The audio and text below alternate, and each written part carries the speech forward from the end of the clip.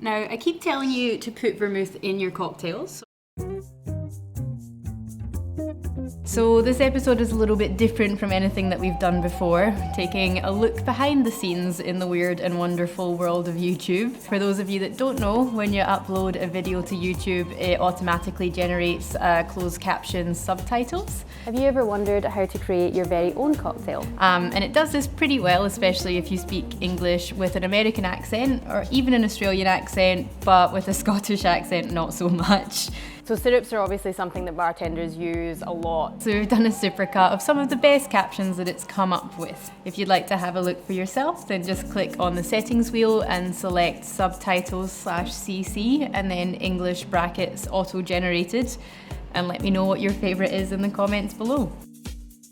Hi, I'm Cara Devine and you are now behind the bar. So almost had my name right. Hi, my name is Cara Devine and you are now behind the bar.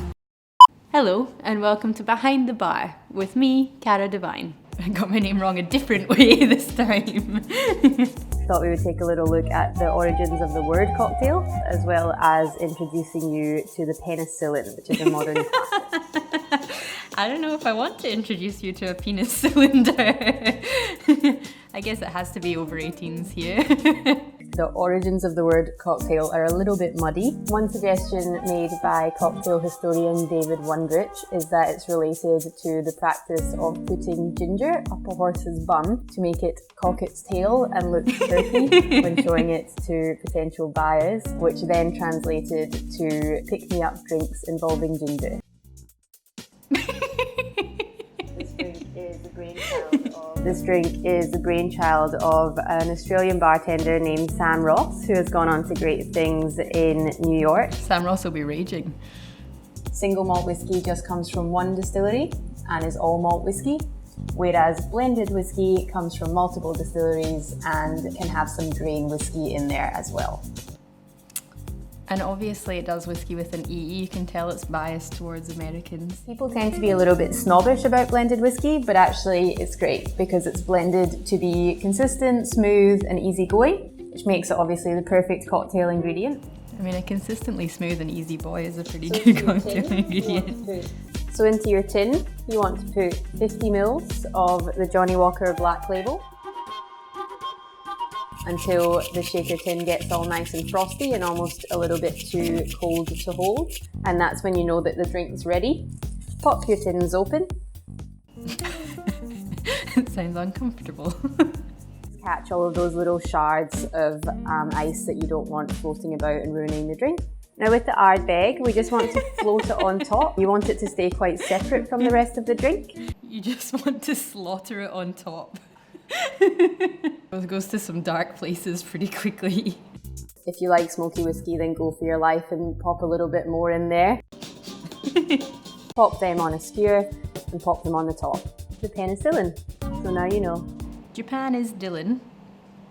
This shakes up equal parts of bourbon, Amaro Nonino, Aperol and lemon juice. A mat on a needle as well. The Negroni is one of the first cocktails that you learn to master as a bartender. But that being said, that's not just them being wankers for once. I feel like this is actually edited it to make it appropriate for my mum because I did get into trouble for saying wankers there. I'll tell her just to look at the closed captions from now on.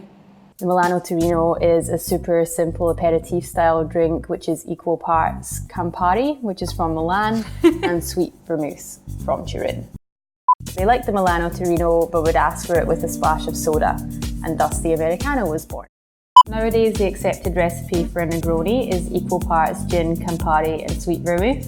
But honestly, gin, Campari and sweet ribs, like I honestly reckon you could make pretty delicious ribs if you did a Negroni glaze. It's actually given me some inspiration there.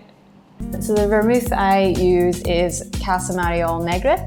This is a Spanish vermouth. It's made from Macabeo grapes and infused with over 150 different botanicals. So it's really complex, it's got a lot going on. It's also a little bit lighter in body than a lot of your more traditional Italian vermouth. What is a traditional Italian grimace? To the classic. It's a bitter aperitif made with herbs and barks where you get that really nice bitter note. That one really went off kilter. It's funny, some of them where it's like just one word and sometimes it just like loses me for an entire sentence. Start making the drink, because as soon as you get some ice in that spirit, then it's diluting and you don't want to then be faffing around with an orange at that point. I really want to know what YouTube thinks I'm teaching people how to do at this point. Was to be, I cut the rind a little bit thicker, and then once it's off, I flip it over and cut the pith off the bottom of it, just because it's got a bit of a bitter note to it, which you don't want in your drink. You wouldn't want that in your drink. To make this drink, you will need 30 ml of 4 Pillars gin, 30 ml of Campari, and 30 ml of Casamario vermouth. So the hero of this cocktail, appropriately for World Gin Day, is our gin. It's good to use what's known as a navy strength gin. Oh yeah, Never Never is gonna repackage as a meaty strength gin. Those, then just a ballsy London Dry style gin like Tanqueray or 4 Pillars would also work. I do have a bit of a thing for sherry. I mean, I do go to parties where weird things happen, so. What I will say is, don't buy cheap tequila, you're just f***ing over the farmers in Mexico, and that's not very nice. I think my mum would prefer that I said that. Most bars really now use tin on tin. That being said, I've definitely been at parties where they've been shaken in Tupperware and things, so don't stress too much about it. See, I reckon it's calibrated to translate Kiwi accents as well, because when I say tin on tin, it thinks I'm saying 10 on 10.